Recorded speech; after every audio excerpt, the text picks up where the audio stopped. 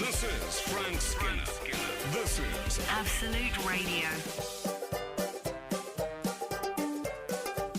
This is Frank Skinner on Absolute Radio with Emily Dean and Alan Cochrane. You can text the show on 8 12 15. It's great when people do that. Oh, yeah. You can follow the show on Twitter and Instagram at Frank on the Radio, or you can email the show via the Absolute Radio website. And I'm going to do a trailer. Are you? A tease. Lovely. Listen, this is me tease paper. Oh, yeah. Stewart Lee, the comedian, will be joining us at 10 a.m. to talk about his film King Rocker, which is on Sky Arts tonight at 9 p.m. Very slickly done. You're in a real professional groove this morning. I am. I'm rock. In a minute, I shall say where real music matters. I'll tell you something now. Now, I think Absolute would class this as real music. I'm not sure quite what their classifications are. I'd like to see that. But it's different from Stewart Lee's. Is there an absolute brochure of what? I hope so. Real Of music what is. constitutes real music and fake music. Yeah. I'd like to know where that line falls. Some would say it's subjective, not absolute. No. Anyway, I was driving in this morning and and George Ezra, I was listening to Absolute, Yeah. obviously Ross Buchanan, and George Ezra, he played George Ezra Paradise. You know that? And I'm in my car and... Sorry, can I just say the producer started dancing at the mere mention well, of I got to tell you, it's a great song, Paradise. Yeah. And, you know, it's not normally my kind of thing, but there's a bit where I don't know the words, but there's a bit where I would call the deep bit, when it just keeps going. And there's a bit, then he's going to come in. You know the high bit's going to come in, and my God, he makes you wait for it. Right. You know when you used to get clubbing, guys, and you wait for the beat to come back in, that moment. It was like that. Yes. And I'm in the car, and I thought if it doesn't... come back in a minute, I'm going to have dislocated both shoulders with just tension. And then he comes in. Oh, thank God. George never did that to me again. I once saw the band Gomez, who I think are real music. Wow, yeah. I think Let's have a look. I think they're real music. They actually. definitely count. And they have one of those moments where it comes back in with a thump, but when they were playing it live, they didn't do it. So everybody was like, Oh, that's terrible. no, they teased people. They stood on stage and shuffled about for it felt like I see. ages. But then they did it. And then they did it, and it erupted. The place went I mad. thought they hadn't been... You don't want to leave there with You it not having come back. you can't tease the drop. Oh, it was amazing. Is it the drop? Is that what they call it? I believe so. I'm going to call it that from now on. I think I teased the drop for months when I was about 14. That would be like Phil Collins not playing the drum solo I don't know in when- the air tonight. I don't know when the first drop, probably in classical music, the one that sticks in my mind is In the Mood by Glenn Miller. Absolute 20s. When it comes back in, Or da, 30s. da, da, da, da, and you think that's never going to happen. Oh, man. Anyway, we don't often get a chance to talk about music proper on here. Quite wide-ranging as well. George Ezra, Gomez, and Glenn Miller. The Glenn Miller Orchestra. I brought a bit of Phil Collins in for the And 80s. Phil Collins, Absolute indeed. 80s. You ever seen that? You know, Glenn Miller was died in a plane crash in Fog. Yeah. I know. And in the Glenn Miller story, he's played by James Stewart. And the last words, you see him getting onto the plane, and he looks around and says, it's a little soupy, ain't it? Oh, don't. I'm actually going to well up. Oh. It's a cracking film, as I remember it. Yes. One of those coloured films that look like it wasn't meant to be coloured, if you know what I mean. Like someone's been in there with a felt pen after cell by cell. Here's a thing. Now we're on the... I don't know what's your music. I was watching Netflix last night. Oh, get you. This is the modern world. And, but I was watching something about Sutton Hoo. Oh, yeah. Is that the dig? The Dig. Yeah, People the are film. talking about the dig. Yes. Do you dig it? Well, you know, Sutton Hoo, a film about discovering Anglo-Saxon treasure at Sutton Hoo is about as far up my Strasser Yeah. Yeah. as it's possible to venture. Do you know? without some internal bleeding. Do you know, it's funny, Frank. I like to think that's a sign of a close friendship with someone. That I was scrolling through Netflix and I saw The Dig and I just saw Sutton Hoo and I thought, oh, that'll be nice for Frank. And I'm going to give you my brief review Ooh. after this, baby. Frank Skinner on Absolute Radio. You're discussing The Dig. Who's in it? There's some famous people in it. Ralph Fiennes. Oh, yeah. I heard his career was in ruins. Oh, I like his. I love that you've gone for the Ralph. No, well, I don't know. I know if he wants to be Rafe. I know nowadays you got to choose. You got to go with their choice. But so Rafe Fiennes and Carey Mulligan, Oh, I like her. both excellent. I'm gonna tell you, I love it. It's about Sutton Hoo. There's moments where the treasure starts to emerge, which is just fantastic. When they realise it's a ship burial, it's just amazing. And you know it's on the way, Frank. Yeah, I Spoiler know. alert. I know what's going. Ship burial. But you know what they've done? They've done this thing that films always do, where they think, well, we're going to, we've got Anglo-Saxon treasure, and we've got British history being rewritten by one find, and we've got World War II about to start, but we need a bit of topless. Oh, have they? So they've gone for... I didn't like the tone in your voice there, Al. Why have they done? No, I'm disappointed. So there's a bit of a relation, but I presume two fictional people. And there's a bit of who needs that? Why do people do that? You read these actresses. I was reading an actress recently who said, "I'm not going to do any more scenes like this unless it's a female director." I got a better idea. Don't do any. Don't do any scenes like that. We don't need them. Yeah. It's like when I was 14, you used to go and see a film and you'd be hoping for a scene like that. And I think those 14-year-olds grew up into writers and directors. And so, we've got to have a bit of, hey. Oh, it really annoyed me. It never really adds, does it? Never. No. No, I say never's a big word. Also there are filmmakers who specialise in that. Leave it to the experts. Well, And a lot of their work is online. They can, it can be found. Don't have to pay anymore. And now the thing is, should that be your area? Fill your boots. Well, Go and watch that oeuvre. Yeah. But don't pipe it into our TV shows. I just think, you've got Ralph Fiennes, Carey Mulligan, you've got misty scenes of Suffolk and these were you people. shouting, I'm here for the archaeology? Oh, yeah, that's what I was there for. We didn't see the... Oh, well, I don't want to spot... I mean, if you can ignore... Look, we've all got fast forward. So, you can go through those bits, but we don't need that. Who's going to say, well, I didn't like that film because nobody took their 90 off? No one's ever said that, have they? No, not since 1932. No one's used the word 90. Well, I might say chemise or Teddy. Yeah. There was no Teddy Doffing in that. Look, we don't... You guys out there, you filmmakers, you've had your fun. Now stop it. Okay, that's got that off my... Oh, I think on the film topic... James Cameron waking up this morning going, sorry, honey, I'm listening to Frank Skinner. And apparently I've had my fun. Somebody needs to tell him.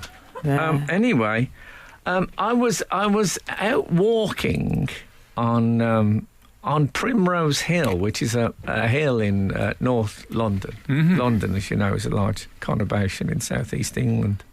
And I think, now I could be completely wrong, but I saw a woman running, in running gear and stuff. I think it might have been Daisy Ridley. Right. Now, if you see Daisy Ridley out running, Daisy Ridley who played Rey in the recent Star Wars trilogy, what would you say hello, or would you just ignore her? We'll come back to this. What I'm basically talking about is greeting runners etiquette. Frank Skinner on Absolute Radio.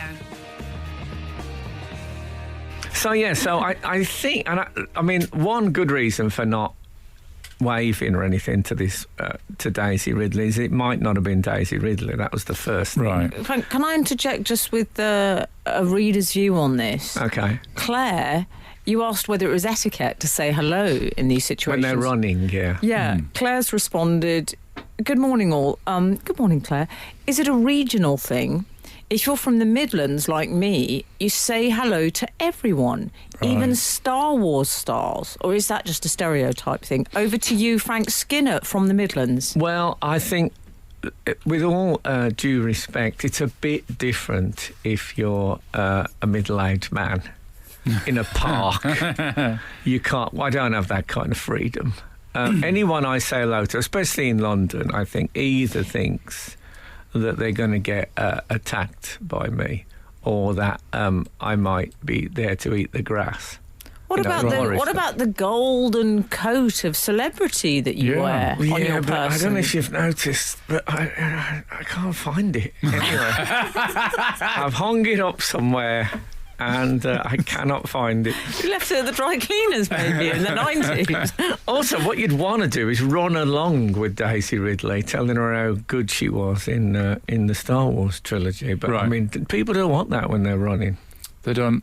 And was she running, not jogging, running? Like... No, she was jogging. You're right. I've let myself be trapped into... Oh, okay. Also, it's uphill, though, Primrose Hill. You can't really be belting it out. No, that's good. If I'd lived closer, I have got a full Kylo Ren outfit, and I've got a Kylo Ren lightsaber that makes the noises. What's the French word for this? The thought on the stairs. Yeah, if I could have caught her on the next lap and just appeared as Kylo Ren, would that have something that she'd have laughed and found amusing, or would it scare the hell out of her? What do you think?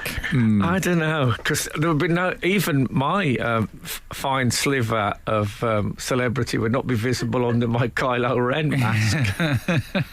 Anyway, she ran away, and I'll never even know. Do you actually know her to say hello to? Oh, no, I don't know. She's walking, for instance. No, but she'd recognise him. I don't know. She's a lot younger. Frank, the Queen turned round to you and said, "Frank, hurry up." The Queen is more my catchment area. So many ways. Yeah, exactly. Didn't you recently see somebody jogging backwards in the park? Did you say goodbye to them? I love it. The thing is with them, I could keep walking and still talk to them. But she'd gone past. You can't run with Daisy. It might not have been her, as I say. I've seen Clive Owen having a workout. Have you? Yeah. I wouldn't say... The rest is my business. I wouldn't say hello to Clive Owen, because I'm not totally sure who he is. Oh, you're joking. Is he from EastEnders? No. Sid Owen, I'm thinking of. Have you seen Closer? With Patrick Marber's film play? No. He's an English Hollywood film star. He's in The Bourne Identity. He's in The Bourne Identity. I only really watch films with either Anglo-Saxons or aliens in them. He's not in Merlin, that's true. Okay. No, I'm sure he don't. If you're listening, mate, no disrespect. Doesn't mean you're a bad actor. It just means my ignorance. Yeah. It's fine. Don't get all touchy about it. Clive. Okay, well, that's that. Is there any outside world? Well, 631 whenever I start a sentence, the producer gives me a big dig to shut up. Possibly a good thing, because 631 has zinged you. Oh. Frank just called himself middle-aged. Is he planning on living to 128, asking for a friend? Well, I think in the modern world... I feel sick, Al. In the modern world... I feel sick. I'm a Catholic. I'm planning to live forever. Frank Skinner on Absolute Radio. 010 says that they love the idea that Daisy is talking to a friend about the time she was running and saw Frank Skinner and didn't know if she should have said hello. Well, that's... little parallel moment. Do you remember when I was in a hot tub with Keely Hawes? No. And I didn't want to say hello. And then she worked with my brother-in-law, and she said, I was in a hot tub with him. I didn't want to say anything. Didn't you also nearly say hello to Peter Crouch? Who was a couple of tables away. And we saw Abby, didn't we? His wife at the Brits, and I think we discussed it. Well, she said you can say hello now. Let's definitely say hello. So that's nice. Yeah. So you have got a back catalogue of not saying hello to celebs that you should have said hello to. It's a tricky thing approaching celebs, isn't it? Yep. It is, especially when they're running. Well, 123, the yeah. texter has suggested that they've told us an anecdote in text form. Met Mark Hamill during the interval of The Woman in Black play, a gentleman, and stood from his seat to shake hands and converse. Fabulous. Ledge they had. That's a bit easier, though, a bit easier approach, man in theatre seat rather than young woman In lycra. in park. Yeah, Yes. I mean, it's less complicated in many ways. Mm-hmm. Yeah, he's funny, Mark Hamill, actually. I believe so. Oh, yeah. Top end. And stood from his seat to shake hands. I find that I do that. If people are talking to me, I stand up. Yeah, I guess so. But, do you ever do that kind of, that thing in the theatre, it's all right because the seat goes up. But sometimes if you're at a table, you stand up and your knees are hitting the chair so you can't quite stand up straight and you're in that terrible praying mantis position, which is horrid. Absolutely horrid. Listen, here's the thing. I thought this was a bit 70s. I was in my house Here we go. and I smelt gas.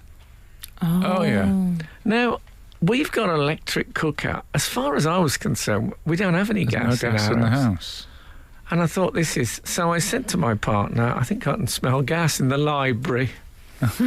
And she went in there and she came back. She said, we got to call someone straight away. And I said, but we don't have any gas. It turns out we've got gas fires and gas central heating. Who knew? Yeah, I You did. didn't even... Sorry. I did think the radiators are... Yeah, I didn't know. meant to be. So, just in case anyone at home smells gas, there is an emergency number Yeah. on the gas meter. So I took a photograph of that, of course, and sent it to my PA and said, call this. It's an emergency. So the gas man came. Now, the gas man used to come when I was a kid, and there was one... there used to be a saying. Used to say someone had got a face as long as a gas man's Mac. Right. Because they all wore these big black Macs. Cool. And so I was expecting that. I'd forgot the world had turned Right. many times. Uh-huh. And he turned up in some kind of Gore-Tex jacket. No, was he my looked guess. like a sort of guy who was very interested in the Marvel universe. Ah. Yeah, he's a big guy and he had like a beanie hat and stuff. And he had a machine which he sort of dangled in the area of the smell of the gas. It reminded me, there used to be a very troubled man in Birmingham who had a long scarf. Was that you? No, it wasn't me. Another one. He had a long scarf, and I remember saw him. He used to swing this scarf around when he walked, to sort of a la Tom Baker, Fourth Doctor scarf. Mm-hmm. And there was a hole in the road, and I saw him dangle his scarf into the hole in order to check it out. And it really reminded me Very poignant. of that. But I didn't think people had gas leaks anymore. It was real. And the bloke who came to actually fix it said to me, well, of course, he said, we're old enough to remember when people used to put their head in the gas oven. And I thought, well, this is a lovely walk down memory. That's nice for Buzz. I'm all for a bit of nostalgia, we used to do a thing on here called Whatever Happened To. They don't end lives like they used to. No, exactly. Aye, that was the day. So creative. And this guy also said to me, I said, the thing is, it turns out, look, when they've turned the gas off, which the Marvel Universe guy did, I said, we don't have any central heating or hot water. And he said, I should have bought me violin. I like the sound of this guy. I mean... He's got a sort of Alan Cochrane bedside manner, I would suggest. Alan Partridge. Frank Skinner. Absolute Radio. I'll tell you what we do in the breaks often. When a song is playing, we'll say, what year? No, well, actually, it's usually the producer who's got all the facts and figures at her fingertips. Yeah. Says, what year was that? So, Sarah, we just played on the main station. I know it's different on you decade guys. But we just played China Girl by David Bowie. And I was about 14 years out in my guess. But Emily, whenever we do this, Emily always wins. She has got a timeline, a musical timeline to be proud of. I think the only time I did well was Tallest American Presidents, which is obscure knowledge. Yeah, no, Do you know did. you're so hot on those? Yeah. You did well on that. And I Frank must say. knows anything Sylvester McCoy has ever said. That's not strictly Actually, true. Frank, you've been, I think, teased a little bit by 398, who's you were judging the appearance of the man who came to help with your gas a little bit. Didn't you call him a Marvel Universe Yeah, but that, guy? coming from me, that is not a negative thing, Well- because I'm a Marvel Universe Well, guy. that's very much what 398 seems to be teasing. They say, do you think the gas man thought that Frank looked like a man interested in the Doctor Who universe? That's horrible. Come There's on. no need for that. We've all had a drink. If he looked at my walls, he might well have thought Yeah, that. maybe. Yeah. No, I love the Marvel Universe. It's a source of constant joy and excitement to me. So anyway, go on. So Liam Claffey has been in touch, just FYI everyone. Lockdown must be taking its toll on Frank. We understand he's the loneliest man in the world, but he's having a guest on. I do hope he's okay. Reader 227. To be fair, the guest is not in the studio. He's down the line because we can't. He's not in the bubble. I think it's more the fact that In case you has tune in had late, guests. Stuart Lee will be with us at after the 10 o'clock news. Sorry, Al. I think it's more the fact that the show hasn't typically had guests. No, we're recently. not. Now we've opened the doors again. Well, because I find generally. I like the tone in which you said. Metaphorically. That's very welcoming for Stewart Lee, who I'm very much looking forward to seeing. Thank you. No, that's because it's a very elite group. That Yeah. I mean, in my general experience on radio and television, guests take things down rather than take them up. Right. I think it was that sort of thinking that ended the chat show, really. Wasn't it? Yeah, He said that in one too many meetings. yeah. One too many interviews. One too many I'm introductions. generalising. Like I say, I go for people who I think are sort of in tune.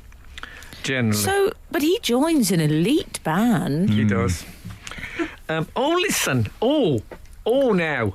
Do you remember last week we were talking about tasks that children should be able to do age 8? Yes. And that included changing light bulbs. Oh, I don't remember it being in. I don't remember that one, but that's a that good was- one. that was one of the list. And as I was driving home, I thought, whatever happened to those jokes? Oh, How many does it take to change a light bulb? There's some Yes. very clever there examples. was, yeah. I can't think of one off the top of my head, but I think one that I told to my mum, because my mum was a feminist, was how many feminists does it take to change a light bulb? And the answer was 1, and 20 people from Channel 4 to make a documentary about it. But Wow, that that was is- like in the 80s. no, when- I could have get if you'd have said to me, No, I guess thought it was the from year of today. that. yeah. Sounds so contemporary. But she loved it. Well, that's fair enough. Every time I start a topic, I know. the producer pinches that fleshy bit under my armpit. She waves I'll that come back fez to this. around. I've got a major point to make. I mean, one of those points that people have been talking about for years. Oh, okay. But great. I'll do it after this. This is Frank Skinner. This is Absolute Radio. This is Frank Skinner on Absolute Radio with Emily Dean and Alan Cochrane. You can text the show on 81215. Follow the show on Twitter and Instagram at Frank on the Radio, or email the show via the Absolute Radio website.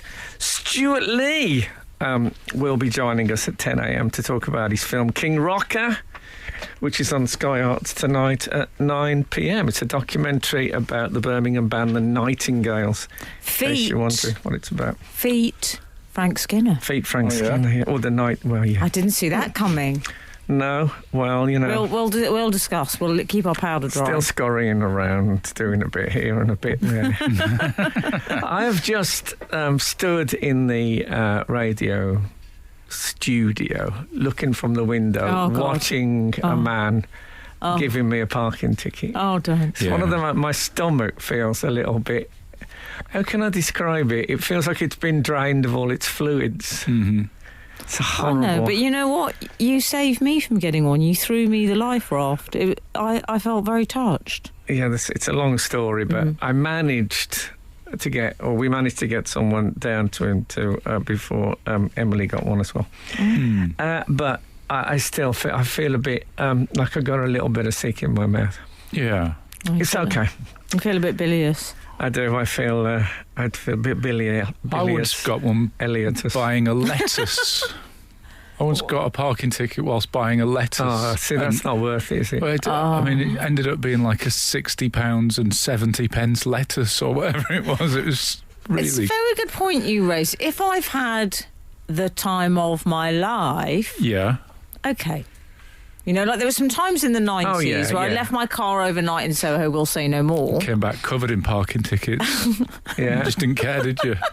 But I agree. If I've popped in to buy some milk or an energy bar... No, I think I'd have been happier with milk and an energy bar for £60 and... Well, don't get me wrong. Don't get me long. That's a horrible Take phrase. it back off the rack. Yeah. Don't get me wrong. Yeah. That's what I said to the director of the dig.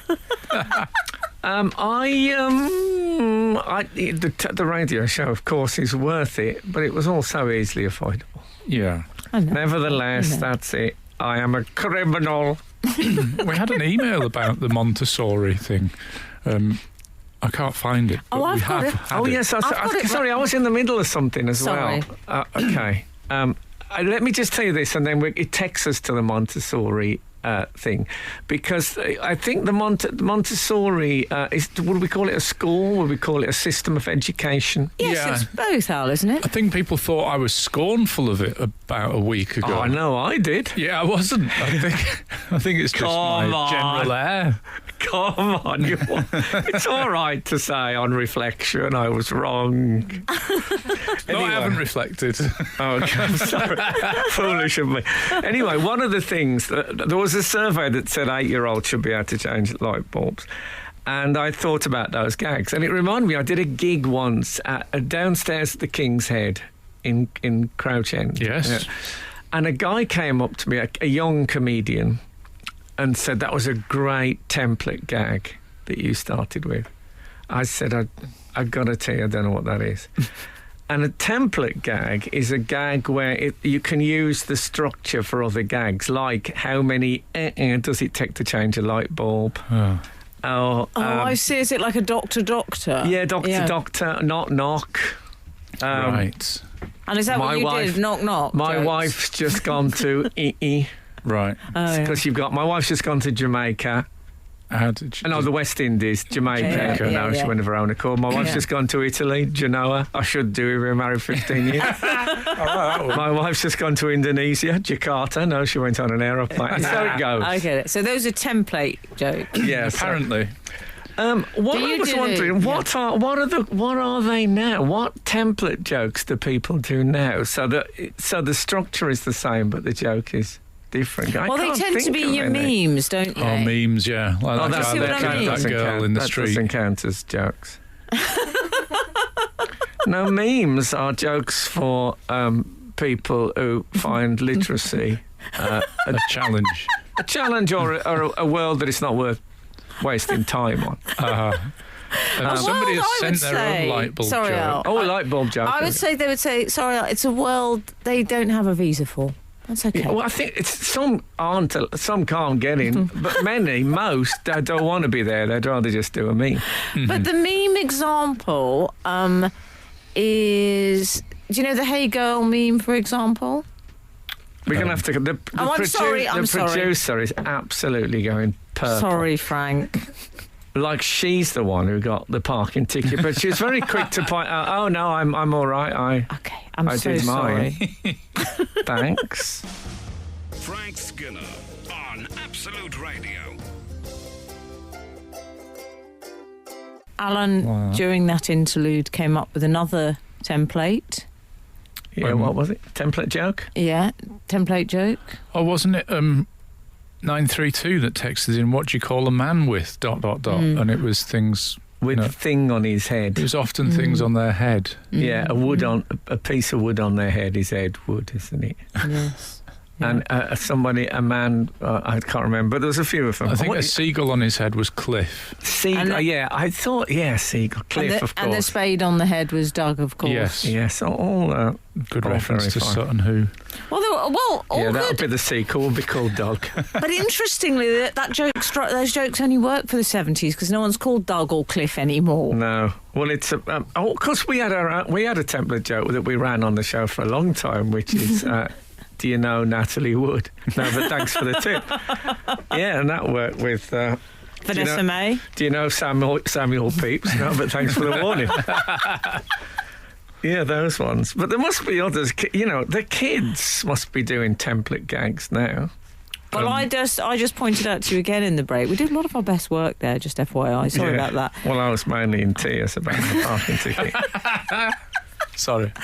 I pointed out the Hey Girl meme, which was sort of based around the idea of pickup lines, essentially. So it's, hey girl, are you Google? Because you got everything I'm searching for, etc., etc. Yeah. As I say, I seem to remember some of them were a bit sexist. A little bit sexist. I never had a so-called chat-up line. No. I think if I heard myself saying a chat-up line, I'd have to stay in forever, punching myself in the face. Yeah. I think in order to have chat-up lines, and you and Al don't, because I think you have to be... Who says I don't? No, you're right, I don't. But Anyone who's ever met you, yeah, you're right. you have to belong to the womanizer group. Well, that's it. I once interviewed... this was years ago, Russell Brand, and I said to him, "You're what people call a ladies' man," and he said, "Yeah, I suppose so." I said, it's a terrible thing to be." And I think that's probably true. Nevertheless, Hey, we've had a few good light bulb jokes. well, Has I like. Come to this. We're going to read them? Okay, we don't have to read them. I'd We like can to hear discuss. some. I'd like to hear. There'll be ones I haven't heard. 294 claims this is the best ever light bulb joke. Oh well, come on, Big gather pressure. ye round. How many psychotherapists does it take to change a light bulb? Only one, but it takes a very long time. It's incredibly expensive, and the light bulb has to really want to change. I think that's pretty good, actually. I think it's good. Yeah. We don't do that many psychotherapy gags.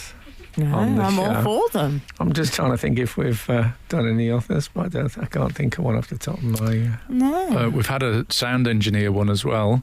How many sound engineers at a live gig does it take to change a light bulb? Two. Don't they say 1, 2? They do, but some of them just say two. Well, And then we've had all these minimalist sound engineers. we've then had Samuel Beckett sound engineers. Then we've had the crafty cabbie. That might have been in Spain that started, because when they said 1, there was loads of blokes in the audience going, what? Or C, they might have said C. Let's come. But is this out? Yeah. I can't follow it today. It's all happening behind my back. I feel like I've got young kids on the bus sitting behind me pulling faces. You feel like Julius Caesar. And it's the producer saying, "End the link now, or we've taken off air." And I can't. What do I got? Wing mirrors? Is that what she thinks? Frank Skinner on Absolute Radio. I'll tell you something, by the way. I was watching a documentary called David Bowie, The Last 5 Years. Lovely. Right. Very good. And I was talking with my partner about David Bowie, because I took her to see David Bowie. Yeah. And she said, I don't like David. This is quite early in our relationship. And I said, Right. no, I've seen him live. He's amazing. And it was one of those great, when you take someone to somewhere they don't really want to go and they absolutely love it. Can I say briefly, Well, as an that's good. interjection, I think that shows her in a very good light that she wasn't doing the fake, what I call I like karate movies too. No, when I said Who's it was that girl? when I said it was early It's in our not Mrs. relationship. Cockrell, by the way. I can't It imagine. sounds great. When I said it was early, it wasn't that early. Oh, okay. We'd been passed through the pretend to like thing. Or as I call the Frank, the still wearing hold-ups stage. Exactly, that had all gone. I think she was. Anyway, so she loved it and it was great. And we watched this documentary together and she talks about that. And I said, I'll tell you my abiding memory of David Bowie. I saw him live 5 times, okay? I saw Jonathan Ross interview him live. I met him. I still got a photograph of us really, really laughing together. That's all nice. that, but that is not the memory. The memory is sitting on a pebble beach at Eastbourne in the very early 70s with a bunch of schoolmates, all about 15. And one of the kids had got a cassette player and he'd recorded Suffragette City by David Bowie. And it was like 1 o'clock in the morning and we played it till about 4 o'clock in the morning over and over and over. And it just sounded the most exciting, thrilling piece of music you'd ever heard. That's it. Absolute Radio, where real music, anecdotes matter. Before we move on, I've got something to tell you, boys. Oh, yeah. Is it going to cause me pain? No? Is it that guy grumbling about my overpriced lettuce? No, I was thinking, I got something to tell you that'll cause you pain. I You see. know it? Oh, yes, do you want me to share that with you? Yeah, what was It's up that to you. guy's problem? Oh, girl. The crafty cabbie said Alan was... Is that what it's called, the crafty cabbie? Yes, Alan was talking earlier. You referred to... I referred to Getting an a old ticket. parking ticket Yeah. that I'd received whilst buying a lettuce, and I said that the ticket was like 60 quid and the lettuce was like 70 pence. Yeah. The crafty cabbie has retaliated. Typical big shot celebrities don't even know the cost of a lettuce. 70p. What a wonderful world they must live in. If I was you, I'd take the compliment. Yeah. I Do you mean, know- Shot celebrity. there's so many things that aren't true in that. Well, can I just say... Not a big shot celebrity, and I think I buy lettuce fairly frequently. It's, you know, And can I say, 70-ish. crafty... I'm assuming that's your I call first him name. Mr. Cabbie. Jeremy Dizzy Paxman, rascal, yeah. Mr. Rascal. Mr. Cabby, can I just say I'm the least qualified to call myself a big shot celebrity and probably have the least wonderful world, but I don't know the cost of a lettuce. No, well, I don't like lettuce, so I don't know. It's just like when people get angry at politicians for not knowing how much milk I know, costs. I know. No one knows the But exact price of milk. So- Give me a Fair break. enough. Look, I certainly respect crafty cabbie's right to comment. Oh, me too. I know Free the price speech of guy. a few things, though, and what they are relatively, which is why I tend to get Uber. Frank Skinner. Frank Skinner. Absolute Radio. Al, I've got something to tell you. Have you? What? Guess what I've been watching this week? Kung Fu films. No, The inside of your eyelids. no. Shane, Oh, have you? You haven't. I went back. You never. Well, everyone's been Do you mean talking... Shane 1? Shane 2 is in a vault. It is in a darling, vault, yeah. I'm Shane, afraid. I should say, for any new listeners, is we might get the Stewart Lee crowd coming in this morning. Shane was how can I say this? It was a sitcom that I did, which the first series went out, then we made a second series, and it was all done and edited and lovely, and it's still waiting. Got paid, but Well, not can I broadcast. say... Oh, we all got I just thought there's been much discussion about Shane recently Yeah. on the show. We've had someone saying Trump has officially pardoned Shane too. Yeah, that was a very fine moment. We've had people quoting Bon Mo from it. Yeah. And I thought, Frank's one of my closest friends. I'd say he definitely makes the Olympic medal podium. I won't talk about exact placings, but he's up there. That's fine. And I feel... I'm happy to meddle, as I once said, As a friend, Rebecca. it's my duty to go back and examine. So I fired up YouTube.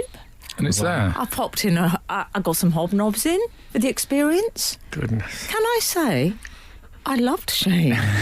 I'm Really? a Shane enthusiast, Al. Excellent. Can I tell you some of my I remember favourites? watching it when out and thinking it was funny. Oh, can I tell you? What happened Listen. to the second series, then? There's a few Shane lines. I'm going to call them Ain't That a Shane? Oh, that's very good. good. Oh, we should have had a jingle, shouldn't we? Hashtag Ain't That a Shane. Okay, I'd like to share these with you, Al. As a professional comic, I'd like your judgment here. I'll do the little setup. Shane pays for his drink. The barmaid says, "Have you got 2p?" Shane responds, "Can you remember, Frank?" Something to do with. She says, "Have you got a 2p?" didn't she?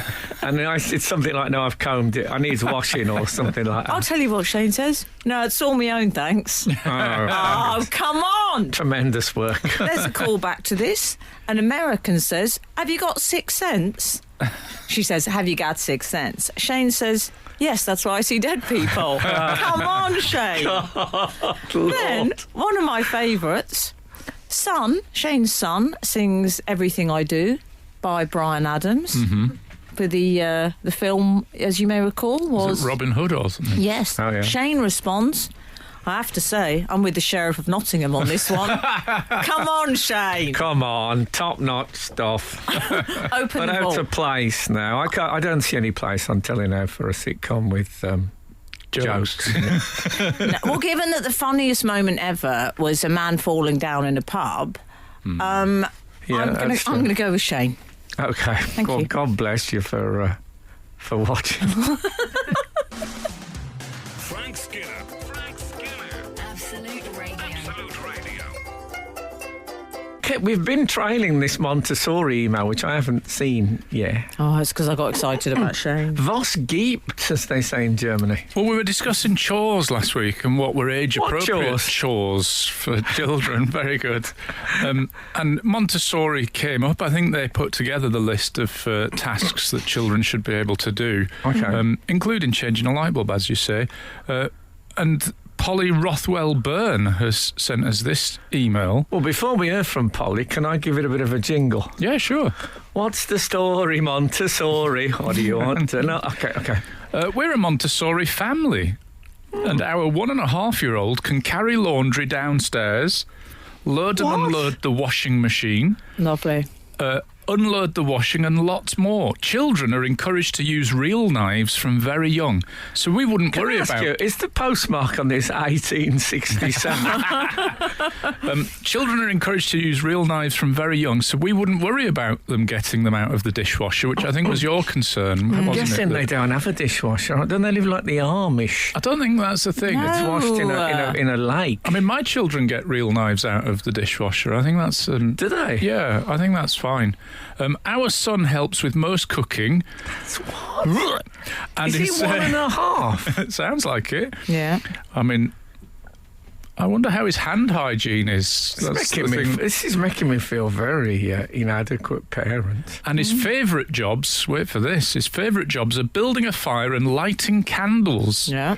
Wow. I think we can see where this is going. Can we make a note of his name and we can revisit this story when he burns down the local McDonald's? We'll just give it to the Daily Mail now. There's a really good sting in the tail, as it were. Dr. Montessori, who I'm guessing is the person that came up with the Montessori Yes, system. I believe her name is Dr. Maria Montessori. Oh, really? Oh, M&M. Famously said, never help a child with a task of which he believes himself capable. I love that. I like the spirit of it, but when my daughter was about 7, she told us she could ride a motorbike, so I'm not sure that... My parents shortened that to never help a child, period. That's Polly Rothwell-Byrne, Al Grantham. I'm taking this as... You know what? I'm taking this as totally true, because there's something about them being a Montessori family where I think lying would be a bigger deal for them than it would be for most people. Accountability is key. I don't know why I think that, but that's what I think. I don't think that they're going to send in and say those things if they're not true. Do you? Whereas most of the other emails we receive, we don't trust, yeah. No. Look, if a lettuce is 70 pence, it's 70. Yes. How much is a lettuce? Well, 079 has texted us one with thing we that. never mentioned about the most remarkable thing about that was a cab driver who bought a lettuce. Was McDonald's burnt Excuse me, down have that you not day? heard of a BLT? We've had lettuce prices. I think Al was on the... That's Go what on. I mean, lettuce prices. Oh, sorry. 079 has texted with various lettuce prices. Aren't they different sizes, lettuces, though? There isn't a standard lettuce size. It's almost price. Yeah, there is price, I mean, they're pretty similar, aren't they, in size? Well, it's all the same in the bag. Joe in Aylesbury says lettuce is 42 pence at Lidl, 49 pence at Tesco. Other supermarkets and salad leaves are available. Oh, very nice. Good info. I've always thought lettuce was just a slightly thicker version of tap water. As far as the flavours are You're concerned. exactly right there. I eat it like I would eat medicine. I eat it because I think it's good for you, but it's disgusting in every aspect. And people say, no, I love lettuce, it's fantastic. And then they do one of those Mars bar salads. It's got lettuce in it, but loads of really nice stuff hiding the lettuce. Anyway, that's the lettuce briefing. We'll be back after the news with top comic Stewart Lee. Frank Skinner on Absolute Radio. This is Frank Skinner on Absolute Radio. I'm with Emily Dean and Alan Cochrane, by the way. You remember those guys. You can text the show on 81215, follow the show on Twitter and Instagram at Frank on the Radio, or email the show via the Absolute Radio website. Now, Stewart Lee is on the line. Stu, are you there? Yeah, thanks for having me. Oh, no, it's a joy. Now, tonight on Sky Arts, which is on the free package now, so a lot more people have got it than they used to. That's good to know. Yeah, Channel 11. Yeah, you made a movie, and it's called King Rocker. Do you want to do just a quick, what's it about? Well, there's a group from Birmingham called the Nightingales who've been going about 40 years, but really hardcore music fans will know them, but most people won't. And I like them. And about 10 years ago, Rob from the Nightingales said, do you think there should be a funny documentary about us? And I gave it some thought. And it took about 7 years until I ran into Michael Cumming, a comedy director I'd worked with who did Toast and Brass Eye and stuff. And he turned out to be a massive Nightingales fan. And obviously no one was going to back it or fund it. So I said, well, should we just try and do it ourselves? And we got a bit of crowdfunding, and we've made this film about Robert Lloyd, the singer and chief sort of writer of the Nightingales. And it's mixed up with the story of a big piece of public sculpture from Birmingham of King Kong, a 20-foot high King Kong statue. Well, they were both icons of mid-70s Birmingham in their own way. They were both forgotten. Yes. And damaged. The difference is that the King Kong statue is now rated as a great piece of modern art by the Henry Moore Institute, but Rob Lloyd's still waiting for it to be rediscovered. So that's how it all fit together. There was a lot of discussion. There's a lot of talk about the legacy and all that stuff, wasn't it? Yeah. How he'd like to be remembered and all that. Yeah. I remember the King Kong statue when it was in Birmingham city centre. You slept underneath it a few times. Well, maybe. I don't know if people were so much anti, they couldn't work out the connection. Because, it should have been in New York, probably. Well, I think that Nick Monroe, who made it, I think he thought, well, Birmingham was this sort of thrusting, concrete new city, wasn't it? I think he thought it's like putting King Kong into New York, But what's nice about that is in the King Kong film, King Kong dies at the end, and whereas the King Kong statue has ended up in a really nice place. So, as you'll see if you watch the film. Well, I don't want to spoil the ending, but it's gone north, hasn't it? Yeah. And as the sort of the gorilla of the north is kind of what it, you say that, Frank. Stuart's just spoiled the ending of King Kong for me. He dies. Oh yeah. Oh, sorry about that. Yeah. And then Driscoll says, "No, it was beauty that killed the beast." That's a classic line. But let me say, I love it. I love King Rocker. I think it's really. I tell you what, it's got you shot through it completely. It's really different. It's not like any documentary I remember watching before. There's a lot of love in it for the music, but also a lot of it's really funny as well. I'm not. It's very kind of you to say. Well, sometimes you have to pretend you like stuff, but I really liked it. Yeah. Can I just say that you listeners, Frank is in the documentary because Frank was briefly the singer of Robert Lloyd's first band, the Prefects. Yes. Sorry to laugh. And I know. And Frank did an interview, and he weren't very well on the day. He had a cold, I remember. But he turned up and he said the most perfect sentence in the interview, which was about how a lot of cult figures wish they had mainstream success, and a lot of mainstream successes wish they were cult figures. And when you said that, Frank, I thought, God, this film's in the bag now. All we've got to do is not mess it up. Because we've got this quote, right, that is sort of sums up everything I was hoping someone would say. and then you just said it really that's perfectly, good. and it was being said by a recognisable person that people like. It was really great. Well, my regret about that interview is that the Nightingales were actually on after it, and because I felt a bit rough, I went home. And when I watched the film, I thought, oh God, I wish I'd stayed and watched the Nightingales now. But they'll be back, won't they? They will be back, yeah, and I think they'll be back. Hopefully, I mean, Rob's story is the story of a man who has managed to snatch defeat from the jaws of success. So I hope that he's able Many to. times. I hope they're able to capitalise on. I mean, honestly, the interest for this, I've never known anything like it since working with when Richard Thomas got me in on Jerry Springer the Opera. As that came out, there was a buzz about it. And this, I think it's because it's landed at this terrible point in our history where no one can go out or anything. And this is a film with loads of people in pubs, like just laughing and watching things. I know, it's like watching sci-fi. Really, much of it is just me and Rob laughing in pubs. Well, look, we'll come back to this because I want to play Idiot Strength now, which is a track by the Nightingales. If you're on the Decade stations, by the way, you won't hear this, but on Absolute Radio, you'll get it. And for anyone who doesn't know the Nightingales, I think this is a pretty good taste. And we'll be back with you, Stu, after this. Frank Skinner on Absolute Radio. And we're talking to Stewart Lee about his film that's on 9 o'clock Sky Arts tonight called King Rocker. 40 years ago, that record. It's worth pointing out, but they're still very much an ongoing concern, the group. But, I'm not going to pretend I was into the Nightingales because you were nearly in them, but you weren't into them. I was exactly. Exactly. But it's I love that track. It's and you've put out a playlist, haven't you, for beginners to the Nightingales? Oh, have you? Yeah, there's a few knocking about. There's one on a site called Gig List. The record label Fire that helped us fund it have put one up somewhere, and I think Adam Buxton's got one up as well. So there are a few knocking around. But I noticed their Spotify sort of downloads or whatever it is have gone from 500 to 8,000 in about a day, which means they probably make about 7 pence out of that. So it's fantastic. Bit of a result. Yeah, I'll get the 120 back to Hales Owen. Yeah. I've got to say, Stu, and I don't want to put people off by this because, like I say, I love the film. I find it to be a profoundly West Midlands film in every sense. Well, I still liked it. Yeah, and Emily's not. She's not West Midlands. I tell you what. Go on. But what I mean by that, Stu, is it's got that fabulous sort of bloody-mindedness that I associate with the West Midlands. But it also has got.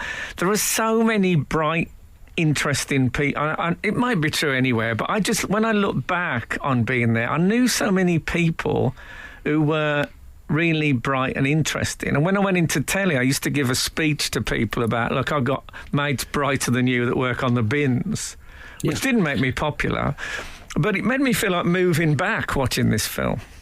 Well, I think that there's something. Why is it that when we talk about the sort of cultural explosion of the late 70s and punk and whatever, and that Manchester had a kind of spokesman, Tony Wilson, and there was Paul Morley, and Leeds and Sheffield and Liverpool all seemed to have an identity, and Birmingham didn't. And I think there's just something about people there is considered bad form to sort of sell yourself or push yourself. Totally. And also I think the accent works for that. I mean, your act, Frank, is you're able to say really things that would not be acceptable, except that people don't think Brummies are capable of malice. They're sort of they're not credited with the sort of level of deviousness. You go, he can't mean that. So it's sort of something about that is trusted, isn't it? But it's also thought of as not a threat in any way. And I think is they sort of keep themselves down somehow. I've always felt the everyday eccentricity of the Midlands is allowed because no one's really looking at it. It doesn't even get noticed in the north-south divide. It just... No, it's invisible, isn't it? Yeah. It's invisible. Well, we dwell in the divide. I think Exactly. that's where the walls are quite high. It's why you never have villains with a Midlands accent. Yeah. No, and in fact, I think in advertising it's the most trusted accent because people don't. Well, they just don't think they wouldn't be lying. They wouldn't be. They wouldn't know how to. They wouldn't know how to. Yeah, I have to say, Stu, you really look on this film like you're having the best time, though. Well, I was so pleased that it worked, and that we'd managed, because you try to do things that are interesting, and you have to fight against people's worries about them or worries that they'll be successful. But because we did 3 benefits to raise the money for it, me and Michael Cummings showed his film about Brass Eye. Some people were kind enough to crowdfund it a bit. Everyone worked for nothing apart from the camera crews, which we had to hire properly.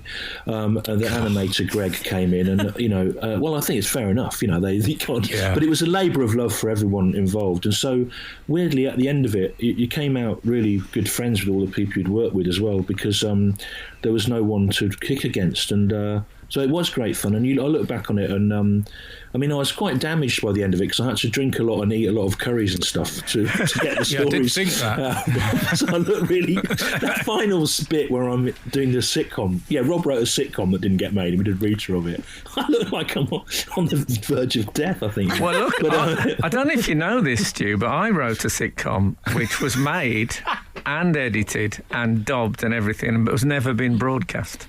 And I didn't know it was never broadcast. Never broadcast. And now I'm interested. Now I saw this thing of you guys reading it on a film. I thought, is there a documentary in this? Yeah, thanks for that, Stuart. Yeah. Well, no, there probably is, because actually it'd be interesting to see, given what's on TV now, what did they think couldn't go out about? It'd be interesting to see. So I should explain there was jokes in it, Stu. Yeah, I know, yeah. Of course. That's what killed it. Yeah, right. Okay, we'll be back with Stu. You're all right for hanging around for another link, are you? Oh, God, yeah, I'd love to. Good. I can't even, I can't go anywhere anyway. Oh, that's the spirit. Frank Skinner on Absolute Radio. Stewart Lee is with us this morning. I feel I should say, I don't think it's enough I've done for you here, Stu, to say that I love the film. I need to say something about it. It's a film about, as you say, the band, the Nightingales, and it's a sort of amazing paper chase of conversations, misrememberings, contradictions, and there's all these connections that you follow, and then in the end somehow we arrive at all this as a sort of an amalgam of the truth. Would that be reasonable? Yeah, it was pretty quickly obvious that it's a long time ago, and a lot of the people involved can't really remember exactly what happened. So it started to become a project also about the unreliability of memory and how people's stories contradict each other. The story of you being in it, for example, in the prefects, so many people had different takes on that. And then do you know that Wikipedia describes me as an unsuccessful applicant? Which is not true.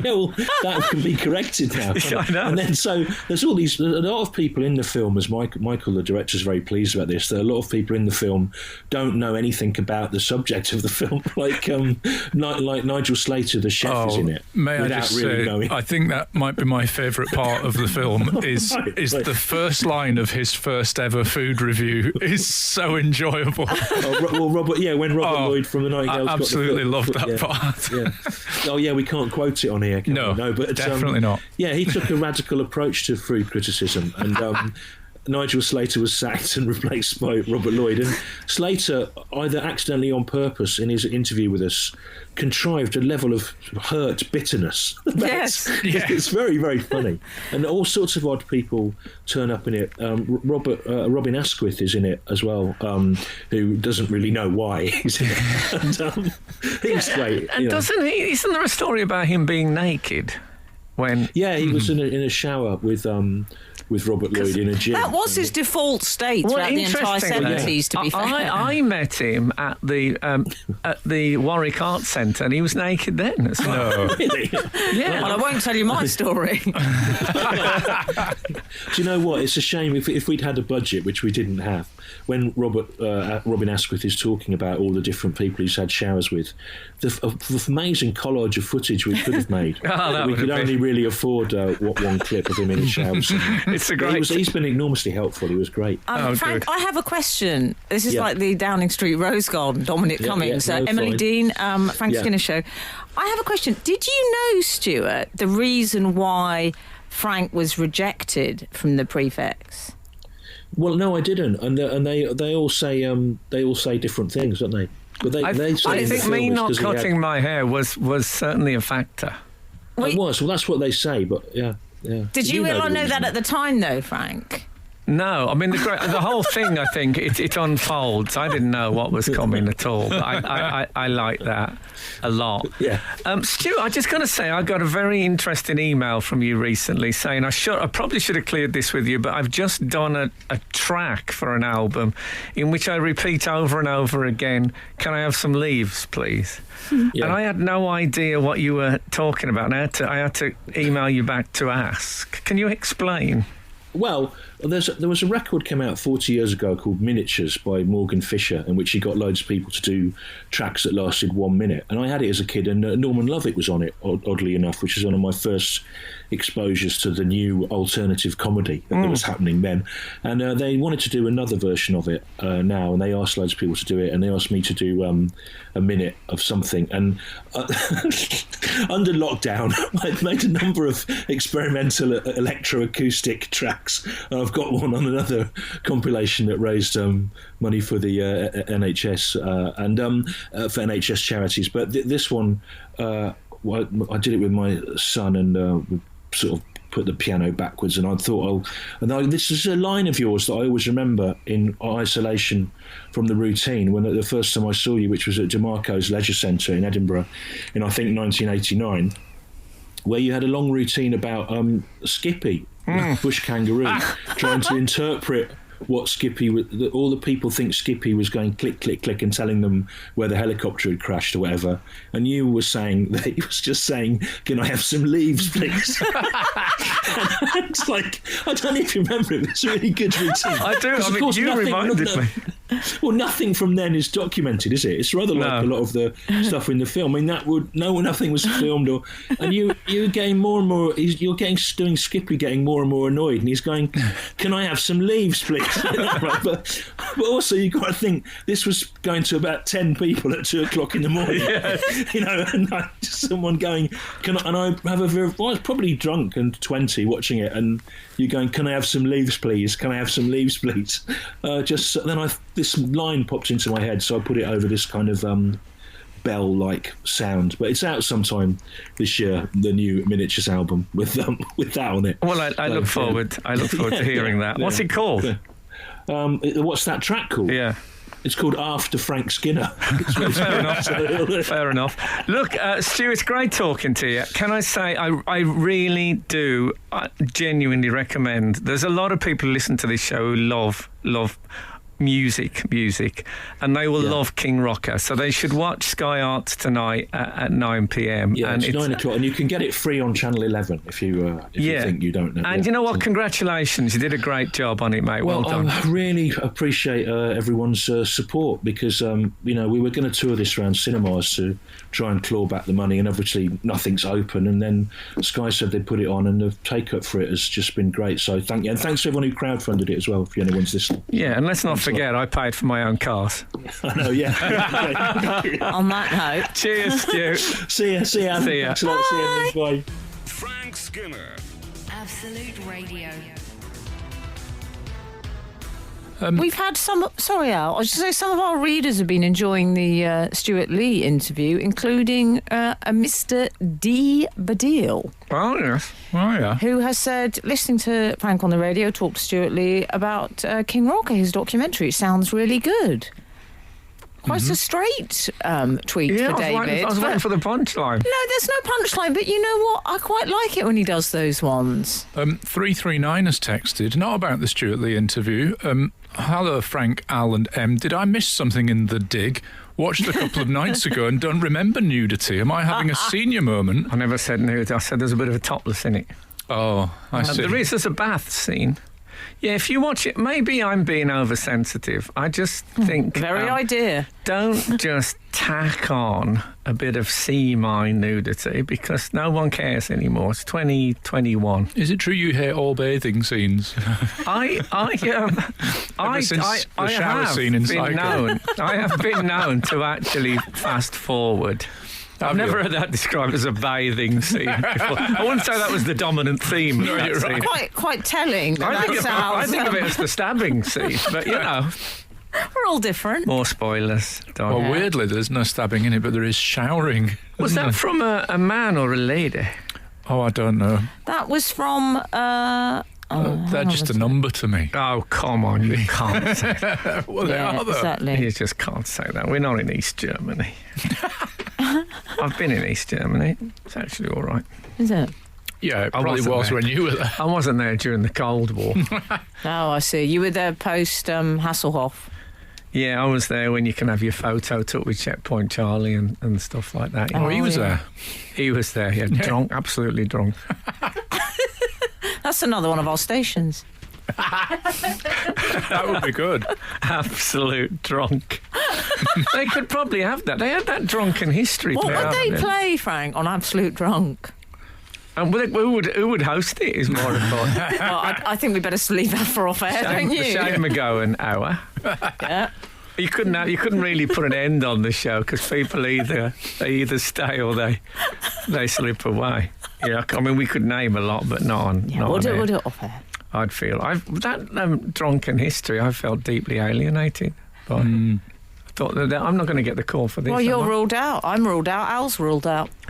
I am ruled out. I wrote Charlie Champion of the World, whatever it was called. I got the name wrong. I didn't read children's books then. This is Frank Skinner. This is Absolute Radio.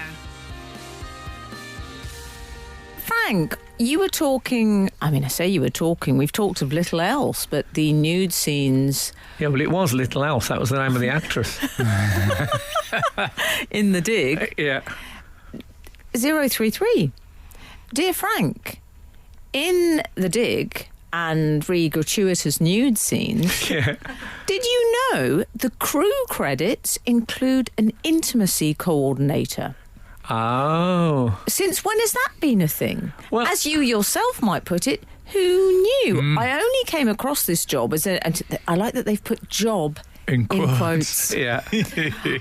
As a neighbour of ours worked on the film, so I sat through the end credits. I always love it when people watch my work and say they sat through it. That is from one of our regulars, Nugget. Well, look, I can understand why there's an intimacy coordinator, so there's no opportunists involved, but better not to have the intimacy. It's not part of the story. You know, there was a couple in a ruined building at the end, and it's not about that. So we never even, anyway. I just worry that you're going to throw out the intimacy coordinator and then they have to Well, look, retrain. I don't want to do anyone out of a job. Exactly. And maybe you can come and work at our house. Oh, my. Al, what do we do? I don't know. I'll tell you something I'd like to do. I know. Listen, someone sent in a jingle for Alan Cochrane. You want to hear it? Of course you do. Here goes. Brace yourselves. In the midst of Cockrell. See what you think. Is this when you were talking about in the midst of Cockerel? I think it was. I don't remember using that phrase. I think you used the phrase in the midst of Cockerel, and they're suggesting that it should be a running feature. Sorry, I like the gong. It was. Got a slight I'm kung sorry. fu I'm gong. going to have one more listen. I can't. In the midst of Cockerel. See what you think. Oh, I'm going to try and spend the week developing a long anecdote that we can interrupt with that story. I think that would jingle. be a very good idea. I look forward to that. I think you've got the essence of Cockerel there, as Marquis Smith would have said. But that was, I don't remember saying that, but I do. Obviously, I love the fact that I occasionally allow poetry into the world of prose. Anyway, thank you for listening to us. Thanks to Stewart Lee for being on the show. And you know what? If the good Lord spares us and the creeks don't rise, we'll be back again this time next week. Now, stop in. This is Frank Skinner. This is Absolute Radio.